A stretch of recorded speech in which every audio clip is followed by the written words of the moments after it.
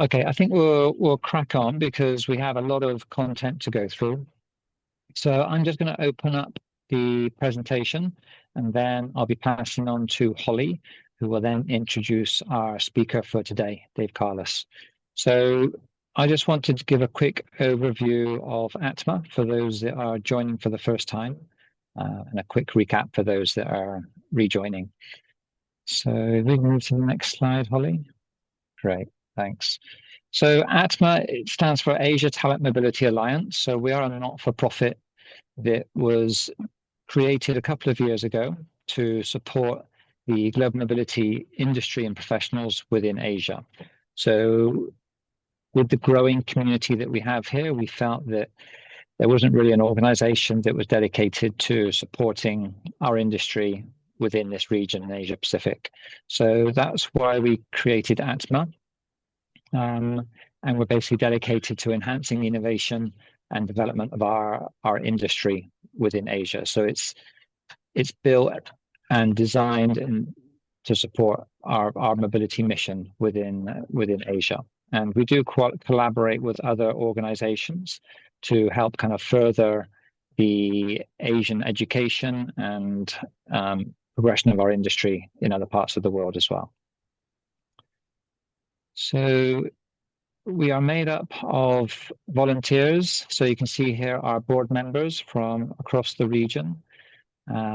We continue to grow. So Debbie Bainon recently joined us on the board. And if you are passionate about giving your time in helping to further our mission and support our industry, then please reach out if you have an interest to be more active on the board or any of the other committees that we run within ATMA, or even if you want to start a new initiative or committee that you feel will be relevant for our industry, then please reach out to any of us.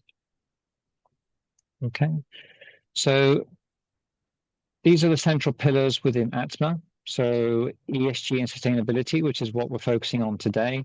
So our mission here is to really to educate and further the development of ESG and sustainability initiatives within our industry.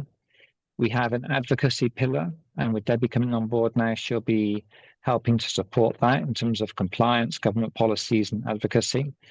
We also have the education and development pillar, which has been very active, and Shumin and the committee have created some great tools and resources in 2025, and we'll be developing further resources and programs for 2026. One of the key ones was the mentor program, but also some really good webinars and workshops that they developed this year. And of course, our events and networking pillar. So we had our inaugural event in Singapore recently, which was a huge success, really well attended, and some great sessions. So we will continue to plan events and networking. In fact, we have another event on December 1st in Singapore, where we will be, again, an ESG-focused event for networking and discussing the relevance impact of EcoVadis within our industry, in how we can leverage or use EcoVadis to support our initiatives within global mobility. So I encourage everyone to get involved, attend the events, and put up your hand if you want to give your time or support us in any way. Okay, in terms of the ESG pillar, so our mission really is to kind of identify and integrate sustainable practices within our industry and highlight best practices, innovation within our industry, and help kind of lead in the education, the awareness, and implementation of sustainable practices and initiatives within global mobility. Okay. And the committee has grown, and so we're very happy to see Alana and Lucy have joined the committee recently, alongside Holly and Stephen. And again, if you're passionate about ESG and enhancing or developing the initiatives within our industry, then please let any of us know. We always welcome new members. Okay. So with that, I will hand over to Holly, who will start off with a Slido poll and also introduce our guest speaker for today. Thank you, Holly. Thank you, Sean. So I'd like to invite everyone to scan the QR code, please. So while everyone's doing that, I just want to thank everyone for joining us this afternoon for this session. So please scan the QR code and then you will see some multiple choice answers on your screen. So just to see where everyone is on their ESG or sustainability journey. So you can see we have the most popular answer is implementing ESG initiatives across the organization to build value. So it's quite advanced for a lot of the responses. Okay, that's great. Thank you. We'll jump into the next question now. So you should see this come up on your phone now, still with the same QR code. This is a word cloud. So the question is, what are your biggest challenges when responding to ESG questions in RFPs? Okay, so a couple of themes that we're seeing here are resources, knowledge. So that's the most common answer then. Cost, that's very interesting.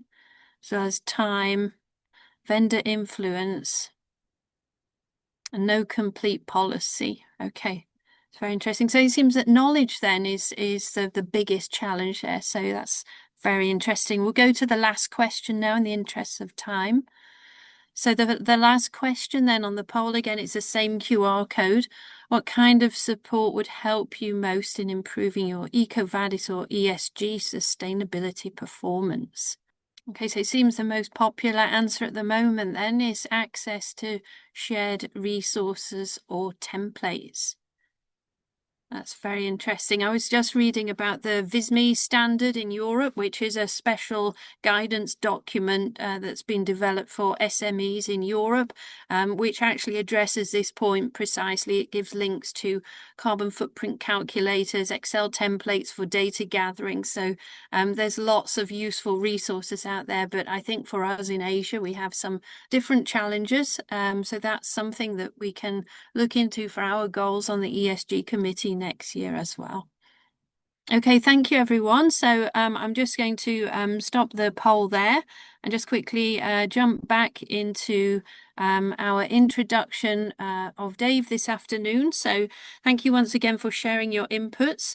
Just a bit of housekeeping. So Renu will be monitoring the chat along with me for any raised hands or questions which come up during the Zoom session. If we're unable to answer your questions, we will come back to you after the webinar because we have your email addresses which will be tagged to your name.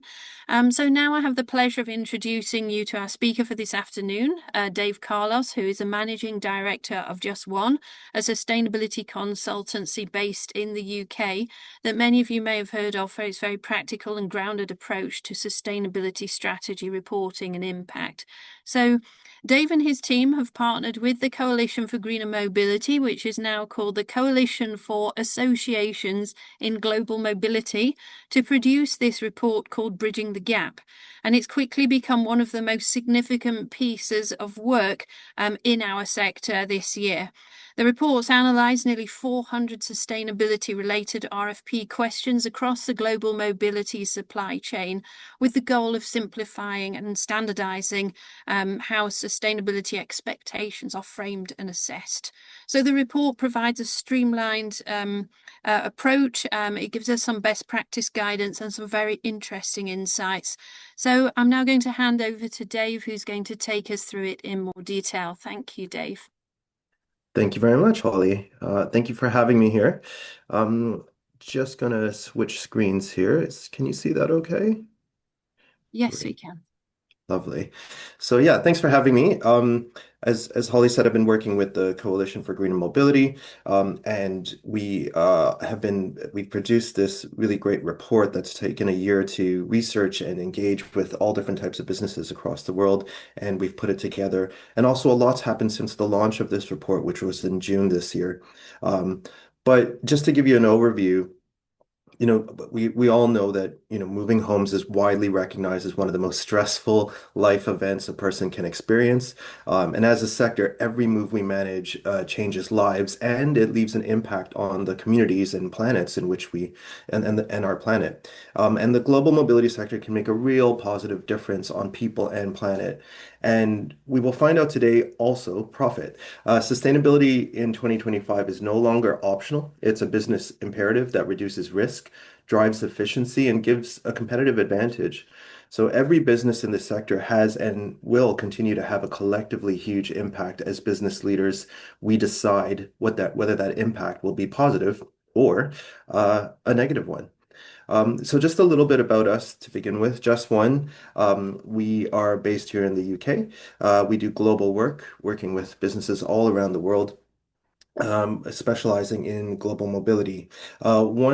We believe that our name comes from the belief that just one person, one conversation can make a world of difference. And I've been studying and working in sustainability for over 20 years now. And if there's something true, that a true axiom that I found is that every business has the power and influence, no matter what your size, to make that positive difference. And here we are. Just One is also a small business, and we are supporting a whole sector. So this is really proof in the pudding. Our purpose is to spark positive change. We do that through our sustainability services, of course, but also through communications, these knowledge building sessions, and constantly challenging the status quo. And also through our own business operations, so we can be an exemplar business to others.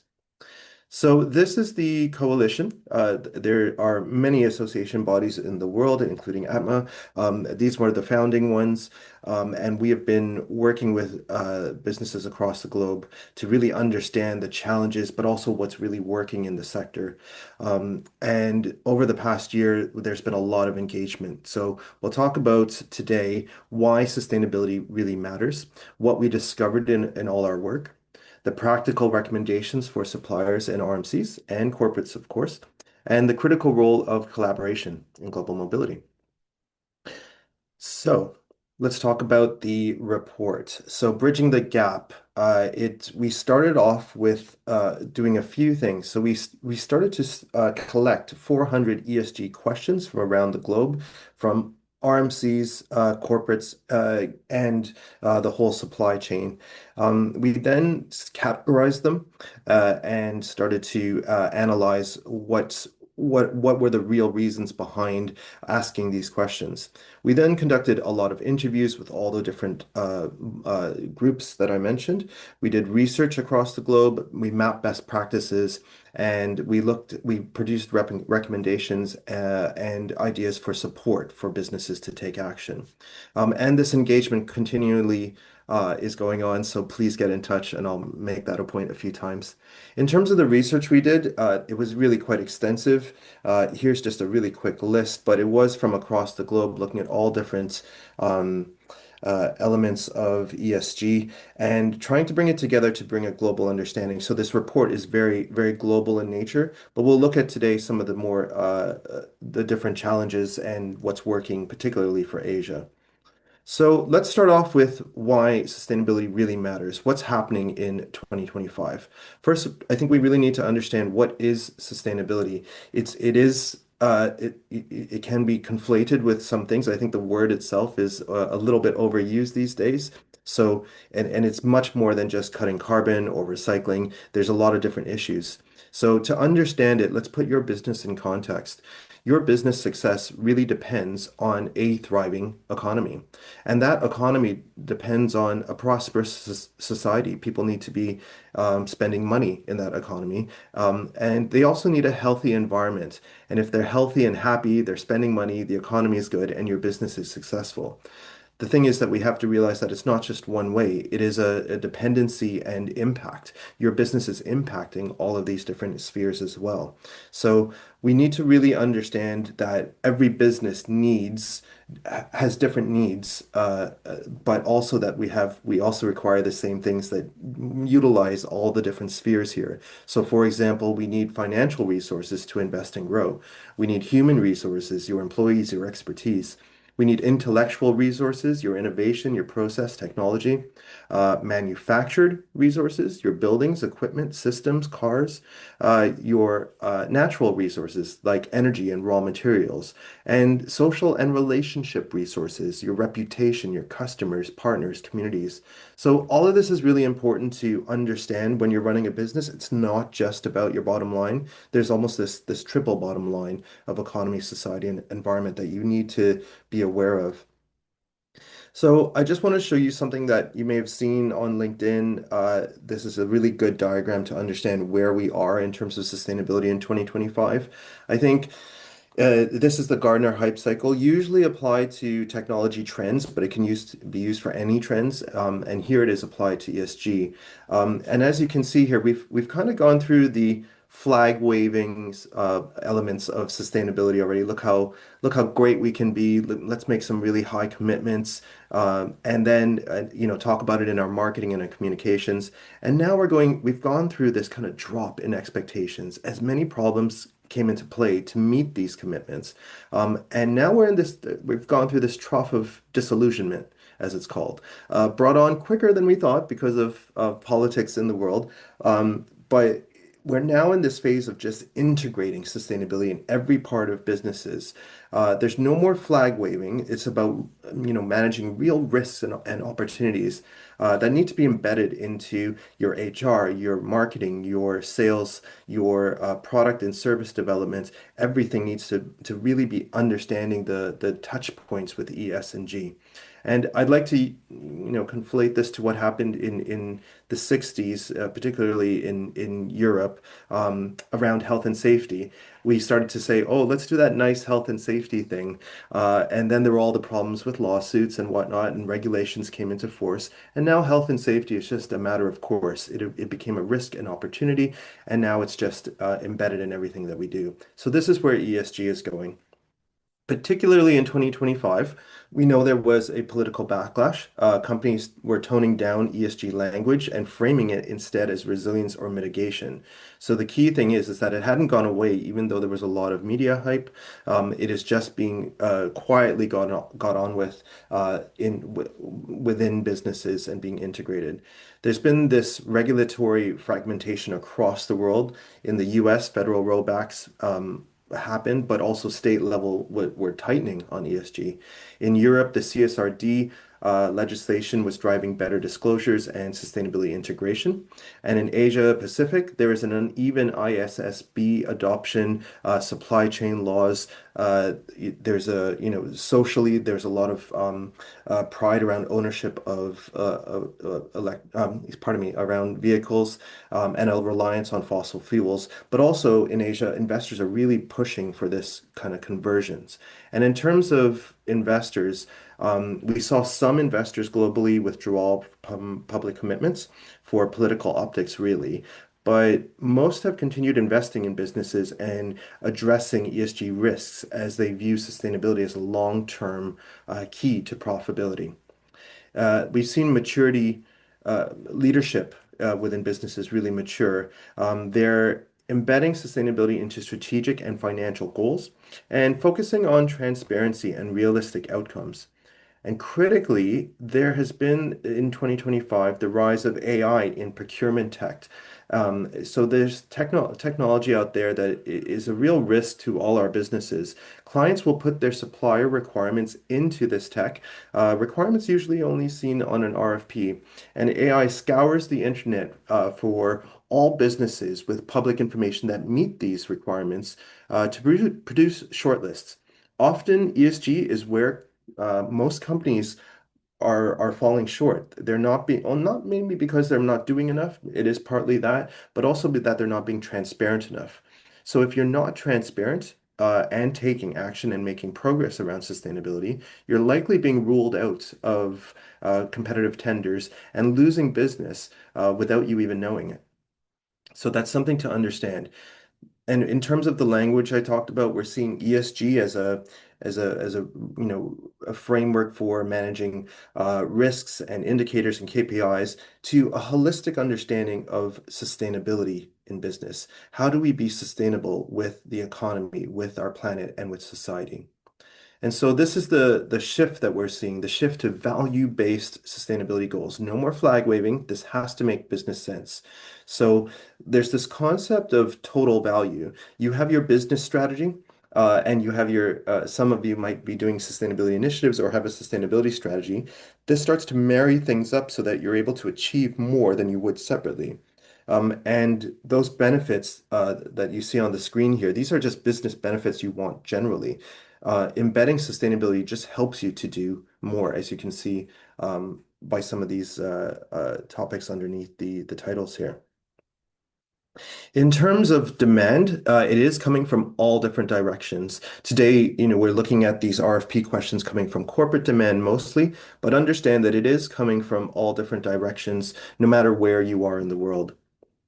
So let's get into what we saw in the report. Just to say that to date, that we have engaged, I think now 13 corporates. We're over 20 RMCs now, over 40 various suppliers from DSPs and moving companies all around the world. And the information has been anonymized. So everything I'm about to say is an aggregate of most of these views. And we still want to hear from you, so please get in touch. And I have my email at the bottom of the screen here so that you can. I would love to do more one-on-ones and get more information. So I'm going to go through these quite quickly. I encourage you to read the report that has a lot more detail. But let's start off with what corporates had said to us. So corporates started by saying, they expect the supply chain to support their sustainability goals, and they want suppliers to innovate alongside them. Suppliers should also prepare for heavier weighting of ESG questions that will get pushed down the supply chain. Some clients demand ESG certifications, but many are actually setting even stricter internal standards that are being reflected through the AI tech or on RFPs. They want more transparency and maturity from the mobility sector. And this is, again, back to the AI tools. This is what it will be looking for as it scours the internet. Beyond better data, clients want regular sharing of ESG, good news stories. They want to hear the feelings behind everything that's happening, the good, the bad, and the ugly. And expectations now include value-added efforts like discard and donate, circular waste management, and employee well-being. Some challenges. Well, while the mobility drives business success for a lot of these corporates, spend on the sector is really small. So that's a bit of a problem in that the corporates don't have a bigger focus there. Procurement usually engages only through the RFPs, with little involvement from their sustainability teams. Also, corporates see the negative side of social impact on mobility. While moving, for example, white-collar employees across the world can cause a brain drain in developing economies. So some corporates are investing in local skills development, which again is a risk to the mobility sector. And one added thing here is that there was no consistency across the corporates. They were all different from all different opinions. So let's look at what RMC said. Companies now see sustainability as an essential for long-term resilience and not just listening to listening to client demand. So corporates aren't the drivers here anymore. RMCs are taking action.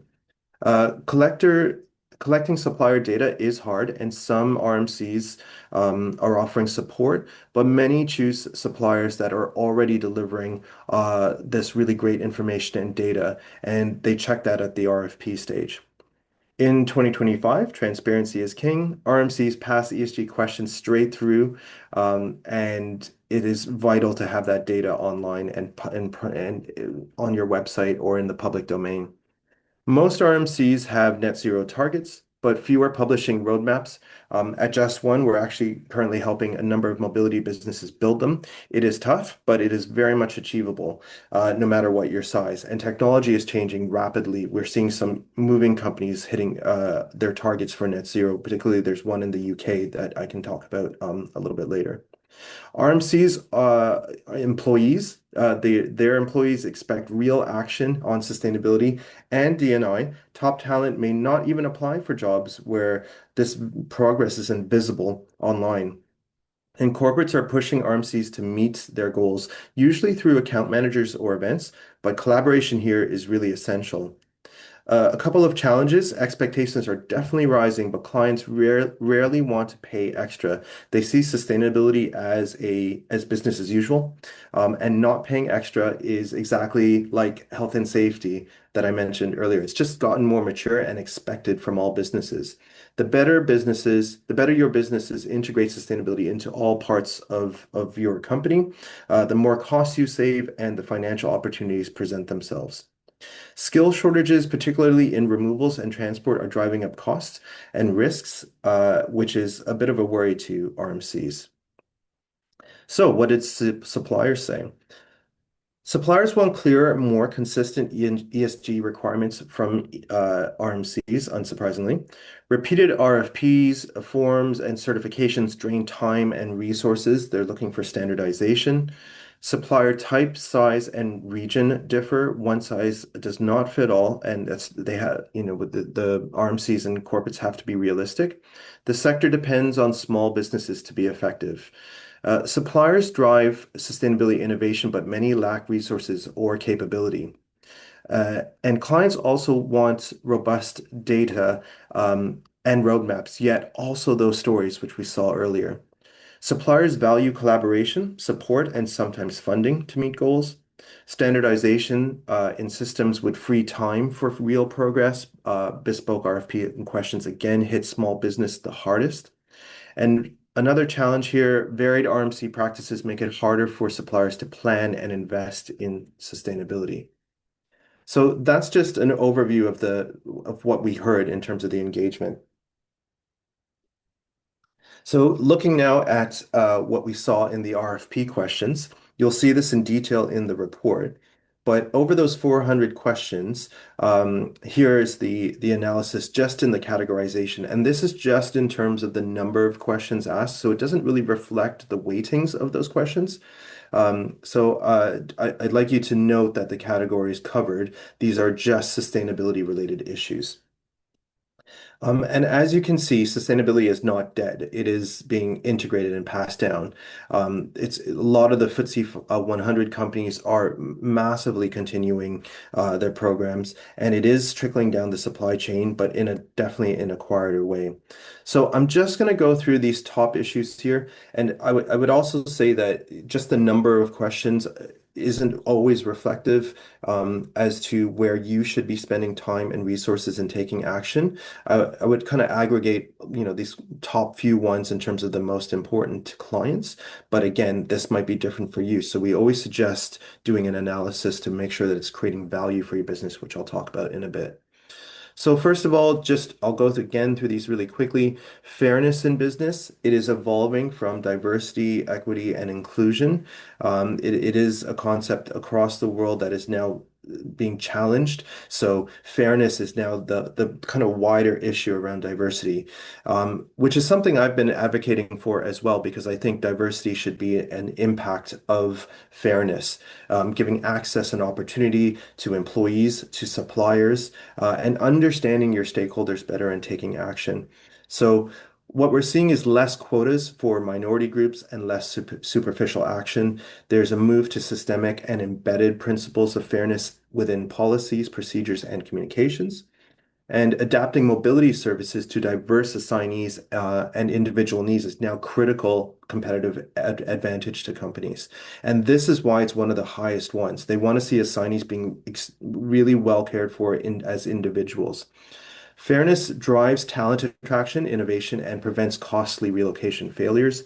And inclusive and accountable cultures boost retention, well-being, and employer brand.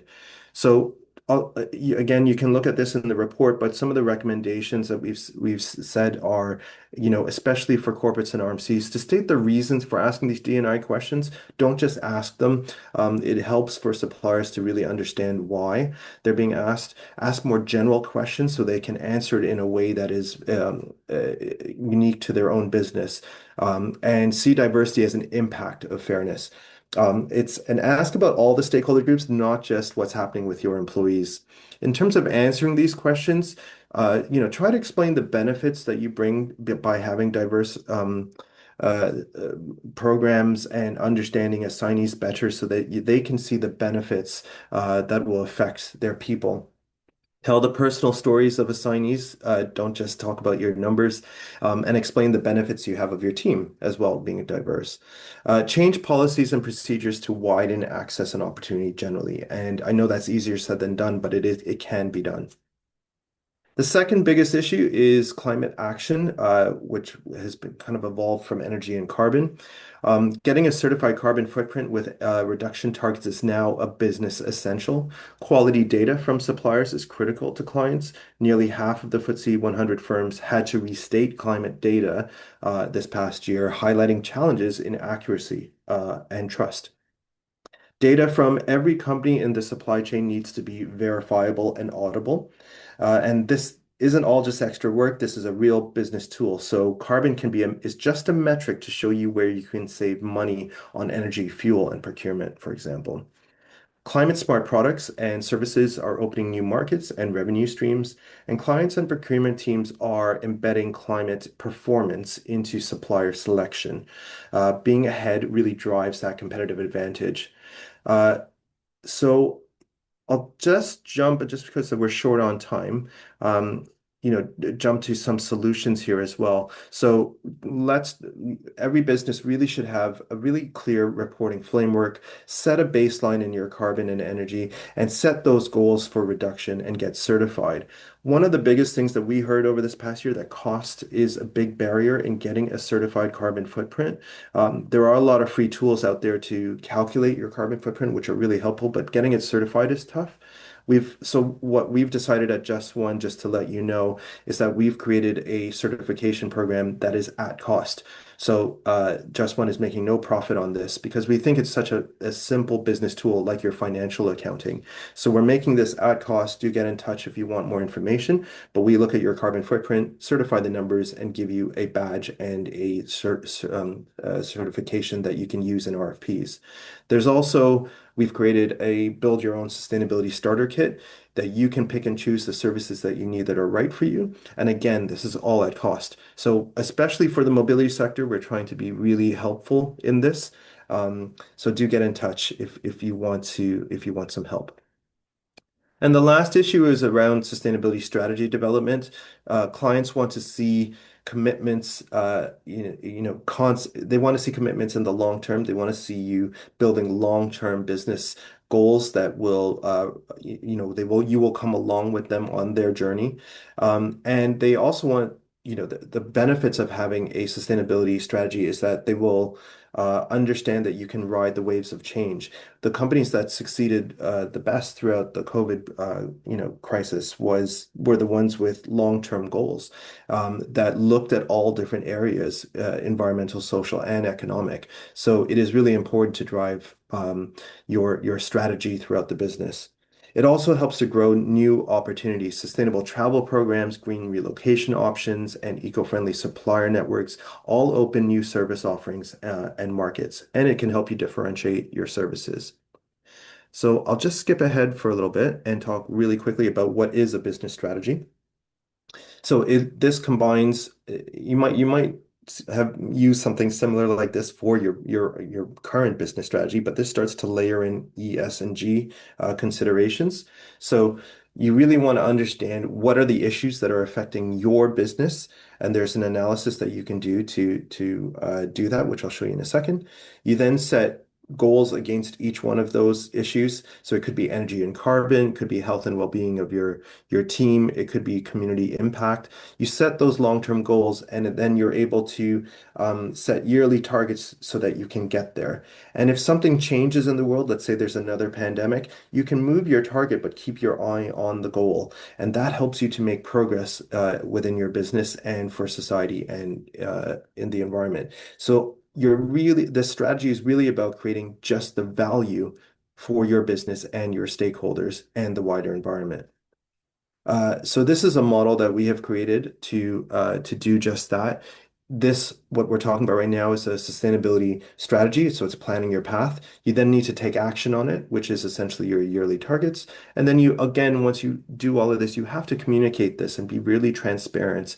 What is working? What isn't? And what are you going to be doing about it?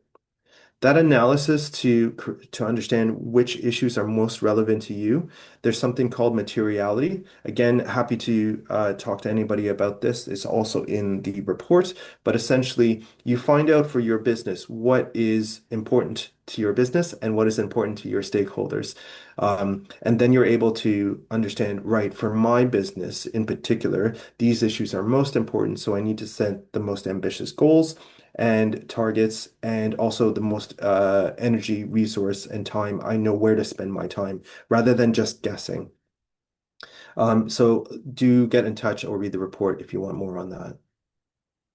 So let's talk a little bit of how to improve, particularly for your next RFP. So again, this model really helps with that. To plan, first of all, you need to build on what you're already doing. Use materiality to decide where to focus, and you can't do everything at once. So set those long-term goals and take small steps to get there.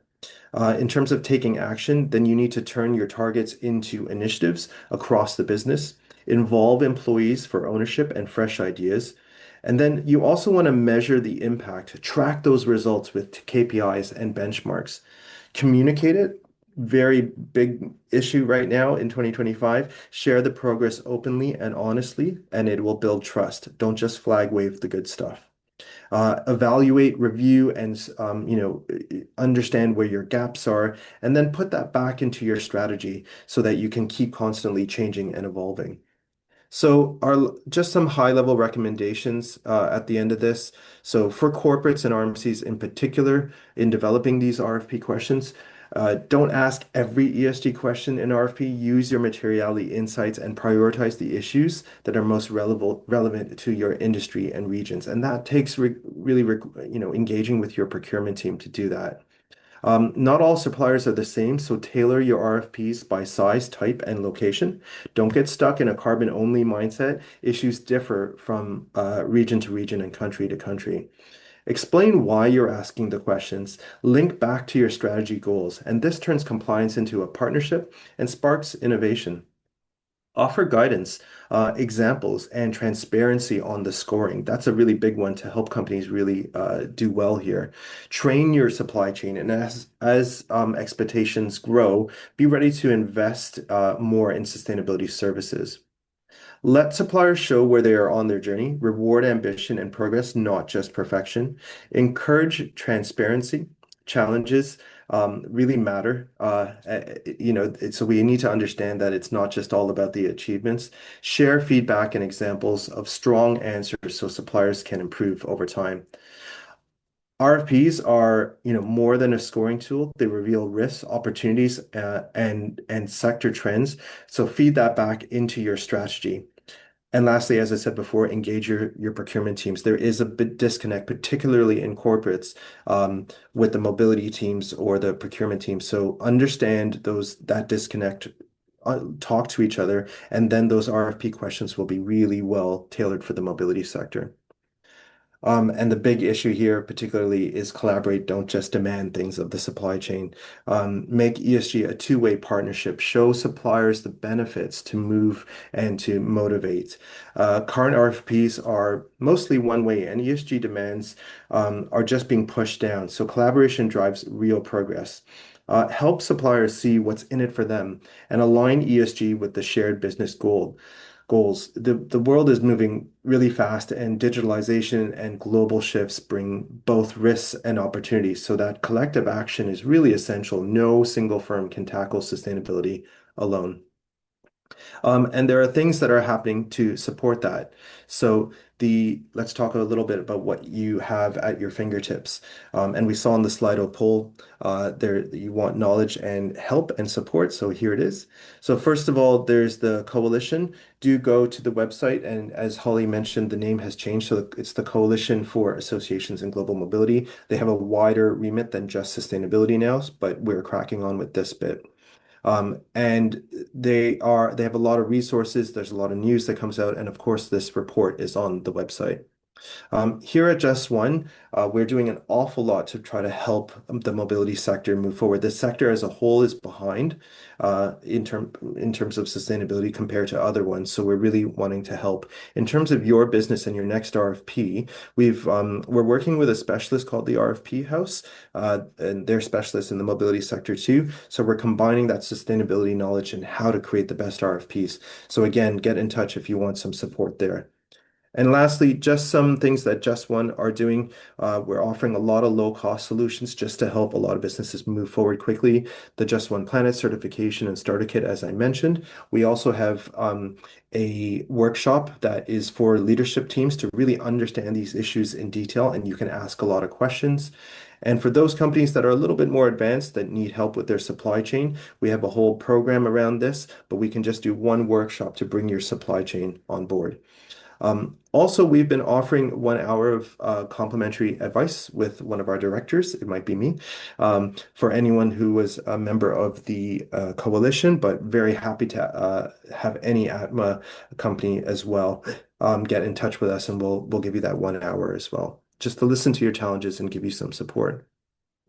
In terms of what Just One does, I don't want to bombard you, but we do everything. We're Just One shop for everything sustainability. So if you have any question whatsoever, do get in touch and we can at least point you in direction, if not help you ourselves. Just wanted to end on this little cartoon. This has been around for a while, so you may have seen this. The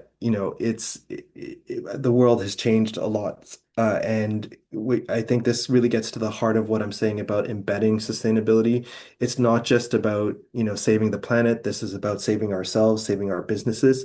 So I like to change this a little bit, not just from climate, but to sustainability, and see if we can really improve our businesses through taking on some of this work. So I hope today has been really useful for you. And we're going to have a little chat now, but just to bring it back to also what I said before, understand that just one business can make a world of difference. Your business does matter and you can take action. That's it. Thanks. Okay, thank you, Dave, for sharing all those insights. You've packed a lot of information into a short space of time there. Thank you. First of all, I'd like to ask, are there any questions from the audience on the call today, please? Feel free to unmute, or Renu can unmute, or feel free to type your question in the chat. While Renu helps you unmute, I can just ask a quick question of Dave, please. Mm-hmm. So the report identifies, if I'm not wrong, 397 ESG-related RFP questions. So from your analysis, what were some of the most surprising patterns or redundancies that you found there? So I guess the biggest one was that D&I came out ahead. And I think we had to do a lot of engagement thereafter to figure out why. Now, a lot of corporates are headquartered in the US. So before 2025, actually, these questions were gathered in 2024. So before Trump came to power, D&I was top of the list. And it was really because there was a lot of work happening in D&I, and not just laws, but just it was a differentiator. Since the new administration in the US, a lot of companies just can't talk about it. So they are integrating it into elements like fairness. So that was a big surprise that it was number one. But the reasons, like I said before, is because they really want to see that businesses are not just caring for their people and the societies and including more, but they want to see innovation, and that to have innovation, you need a diverse team to really constantly challenge the status quo. But they also want to see their assignees being really well cared for in a very specific way. Everyone has different needs, whether you're neurodivergent or it could be your culture, your religion, whatever it might be. And so assignees wanted to see that. Some other surprises were particularly we're seeing well, sorry, not this is not so much of a surprise, but things like cybersecurity, health and safety, risk management, all around ESG in particular, they want to see that as just standard now. That has been a little bit of a movement in before, where there was a lot of big questions around cybersecurity, for example. Now they just assume that it's going to happen. So make sure that your business has these fundamentals in place.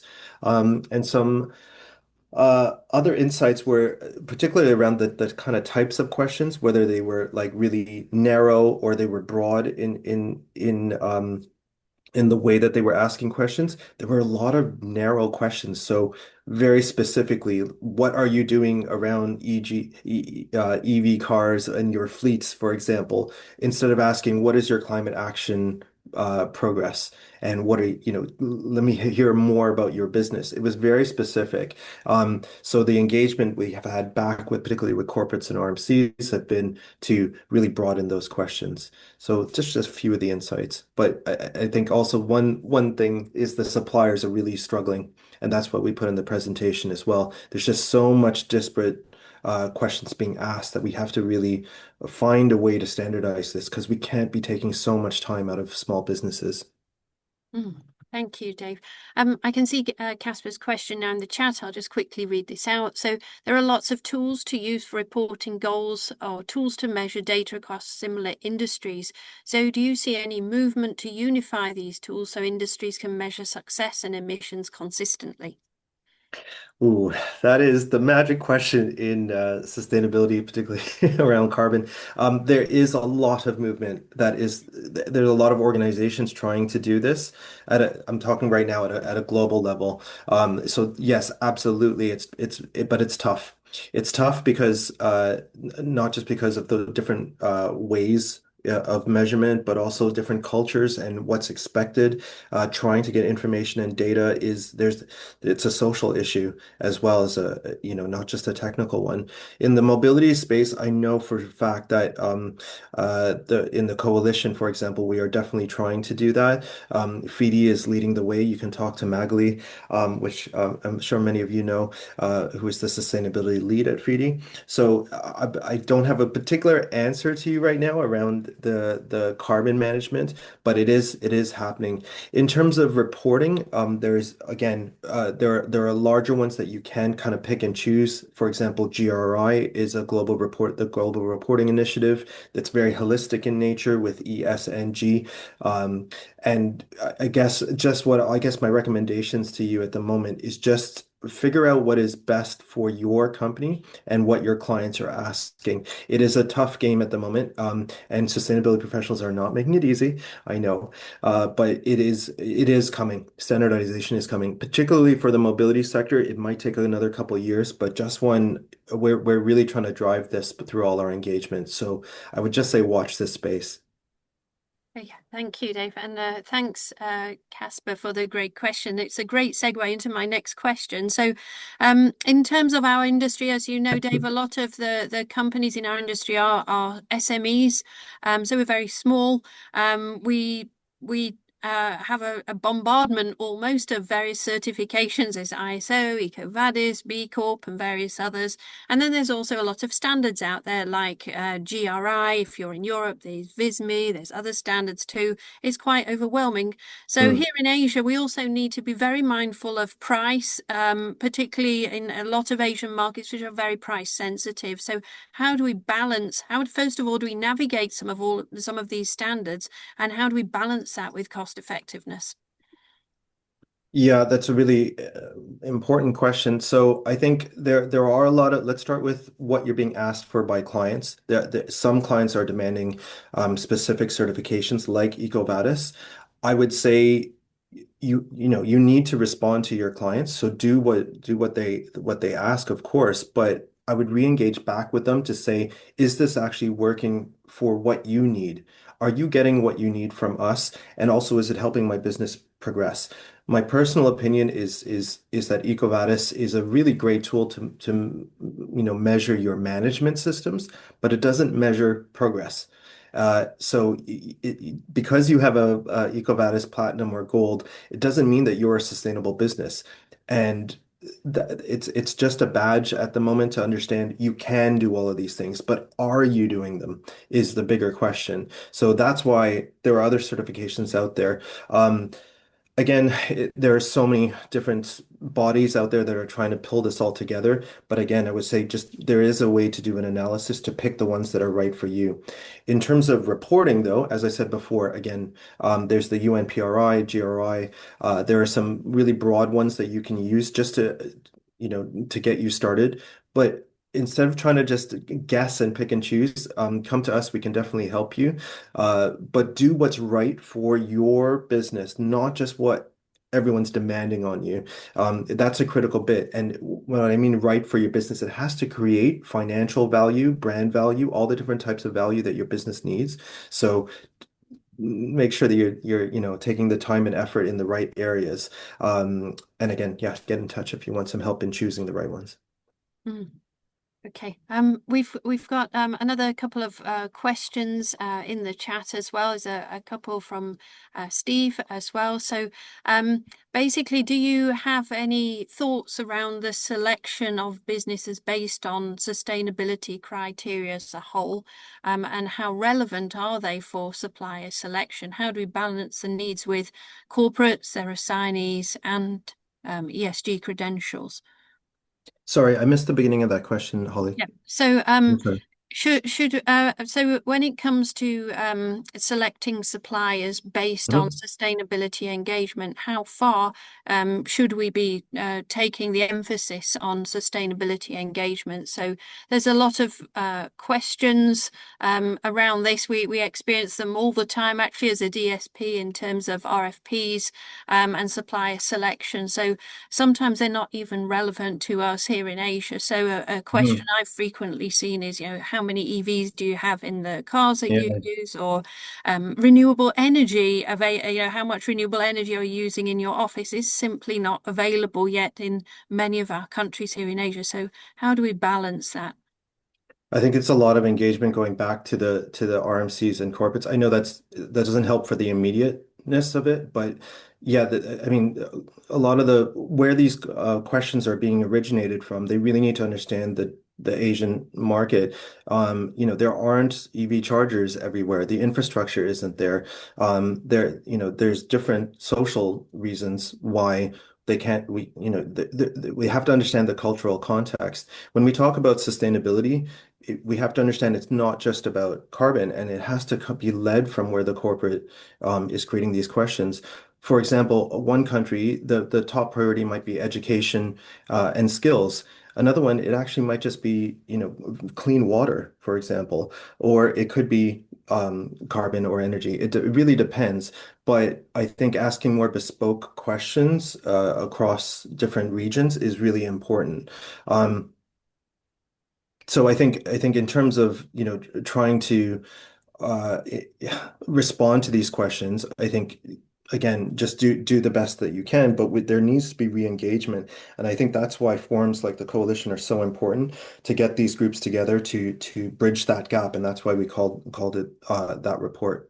Um, and one other thing around the cost around sustainability, I think there with that hype cycle that we have seen, we will know that to fulfill some of those commitments, a lot of companies we're spending a lot of money in trying to do that, have big sustainability teams, for example, or trying to understand where the return on investment might be. But that's why I think we did overcommit.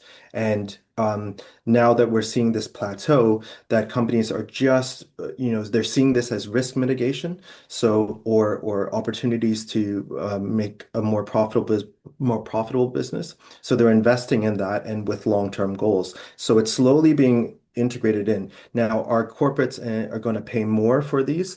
I think traditionally some have, but not anymore.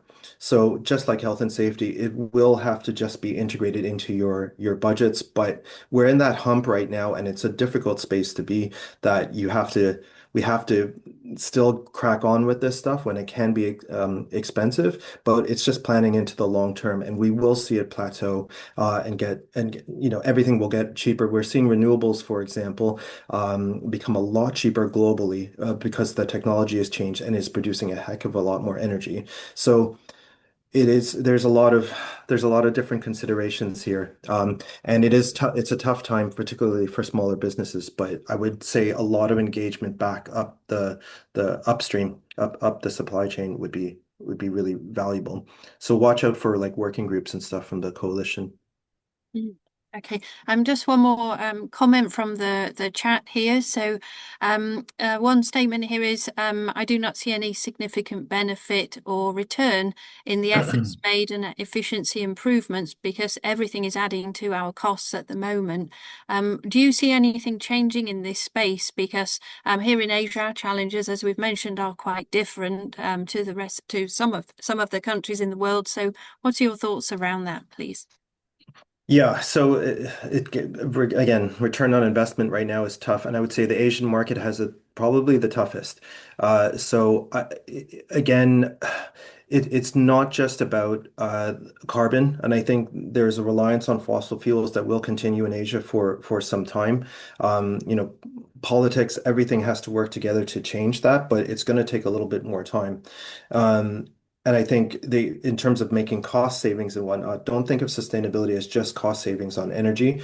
There's cost savings around attracting the top talent in getting more business from corporates, from engaging with your communities. The S in ESG is just as important, and to understand the return on investment from some of those social actions as well, along with other environmental ones, not just carbon, can be calculated. But again, sustainability has always been an upfront investment for long-term gain. And there are ways to measure that, and we do quite a lot of that here in Europe. And materiality is one way to make sure that that happens. So again, I think it's Steve that asked the question. Yeah, do get in touch with me. I'm happy to discuss how to make that. Sustainability can be financially, there can be a good payback for it. You just need to look a little bit longer term and plan. Reacting right away to different RFP questions it can seem really expensive, and it will be. But again, ways to mitigate that. Okay, we're just 1 minute over time. I'll just squeeze in one final question, if that's okay, Dave. So back to the Asian markets again. So how can suppliers here demonstrate progress in markets where we have limited infrastructure, let alone EV charging or even waste management? How can you show progress? Yes. Is that the question?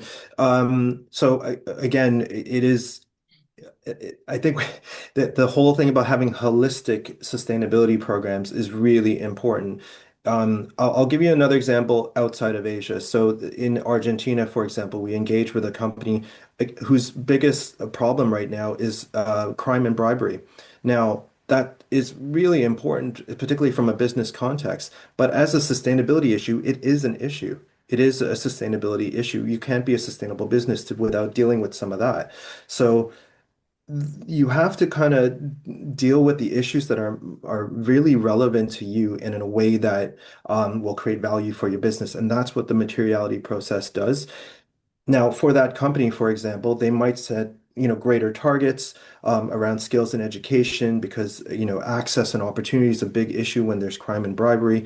There's safety involved. So they would set different targets and then communicate just in their sustainability report, but in RFPs and back to their clients, to their wider communities. Here's what we are doing to support that. Now, carbon has dropped down a lot lower in that material. It's less material for that company. So again, it is getting your clients to understand, look, if you want to operate in my country, in my area, these are the priorities that we have.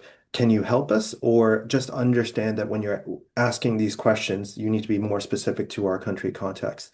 And again, I know that's easier said than done, telling clients what to do. But this is why collaboration is going to be really, really important. Okay, thank you, Dave. Well, we're over time now, so I just want to thank you so much, Dave, for joining us today and for giving this very insightful presentation. Thank you to everyone who's joined. The recording will be available online. If anyone's not an ATMA member and they need more information, then please go to the ATMA website or contact me or any one of the ATMA team would be pleased to share more with you. So thank you again, everyone. Thank you, Dave, and have a great rest of the day. Thank you, everyone. Cheers. Bye-bye.